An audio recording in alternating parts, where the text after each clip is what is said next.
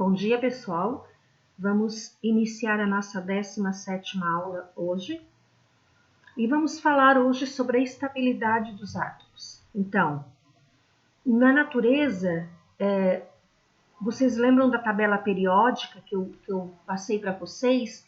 E todos aqueles elementos que estão na tabela periódica formam toda essa diversidade de seres, de substâncias que existem no planeta. Eles se unem, eles se juntam, se ligam e vão formando essa diversidade de substâncias que existe no planeta. Por exemplo, o açúcar e o etanol, o combustível. Se vocês observarem, o açúcar ele é formado por 12 carbono, 22 hidrogênio e 11 oxigênio. O etanol, o combustível, ele é formado por 2 carbono, 6 hidrogênio e 1 oxigênio. Então, o açúcar e o etanol, eles são substâncias formadas pelos mesmos elementos químicos. O que diferencia os dois? É a quantidade desses elementos e a disposição de seus átomos. Observem que a disposição deles, a forma como eles se mostram, é completamente diferente. E assim eles formam duas substâncias também totalmente diferentes na sua composição. Bom, na tabela periódica, somente os gases nobres apresentam a última camada eletrônica completa. Então, o hélio, o neônio, o argônio, o criptônio, o xenônio e o radônio são elementos químicos que têm a última camada eletrônica completa. Todos eles têm 8 elétrons na última camada. Todos os outros elementos químicos da tabela periódica, eles não têm 8 elétrons na última camada. Aqui o hélio, ele tem 2, mas a camada K só comporta 2, então ele também é completo. Como os outros elementos eles não têm a última camada eletrônica completa, então eles se unem para completar. Então, eles se unem, eles se juntam para completar a sua última camada eletrônica. Bom, existem 3 formas de ligação. A ligação iônica, a ligação covalente e a ligação metálica. Hoje a gente vai estudar a ligação iônica. Bom, a ligação iônica, ela ocorre entre íons. O que são íons? Lembram que são os átomos positivo ou negativo? O átomo, quando ele perde elétrons, ele fica positivo. Quando ele ganha elétrons, ele fica negativo. Então, essa ligação ela vai ocorrer entre átomos que são ou positivo e o outro negativo. Então, um vai sempre ganhar elétrons e o outro vai sempre perder elétrons. A ligação iônica ela sempre vai ocorrer entre um metal da tabela periódica e um não metal. Então, se você viu a ligação, um é metal e o outro não metal, é uma ligação iônica. Ou entre um metal e o hidrogênio.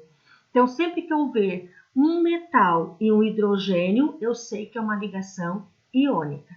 Por exemplo, NaCl é o cloreto de sódio, é o sal de cozinha, Então, o Na, na última camada eletrônica dele, ele tem um elétron só.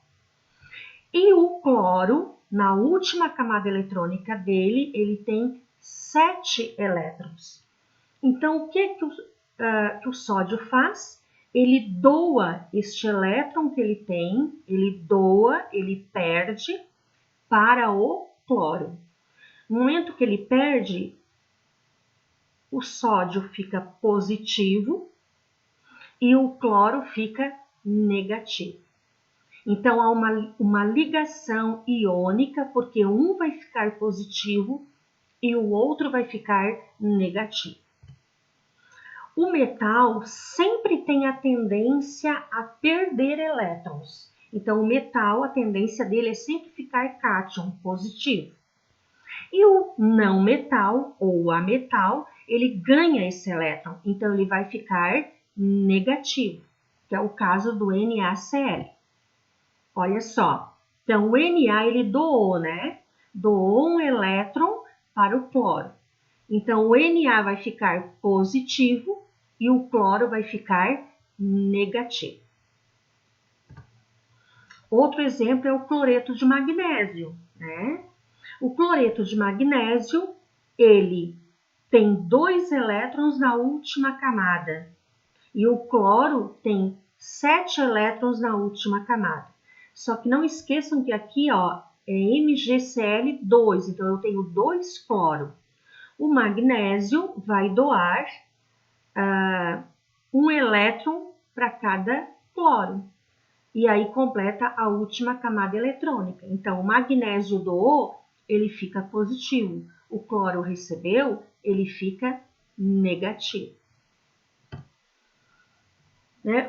Só para título de conhecimento, né? O cloreto de magnésio é importante para as funções cerebrais, fortalece os ossos, combate infecções, ameniza o estresse, tratamento para depressão e ansiedade e diminui o risco de hipertensão. Tem muita gente que usa o cloreto de magnésio. Bom, sempre que eu tiver átomos que na última camada eletrônica dele for 1 elétron, 2 elétrons, 3 elétrons, a tendência dele é doar. Então, ele vai sempre doar. O que tem 5 elétrons na última camada, 6 elétrons e 7 elétrons, ele vai sempre receber. É claro, né? É mais fácil eu doar 1 elétron ou eu doar 5? Eu doar 1. É mais fácil eu doar 2 ou eu doar 6? Doar 2. Então, por isso que quando a última camada eletrônica do átomo tiver 1 elétron, 2 ou 3, ele vai sempre doar, ceder elétron, e o outro vai receber. O que cede fica positivo, o que recebe fica negativo.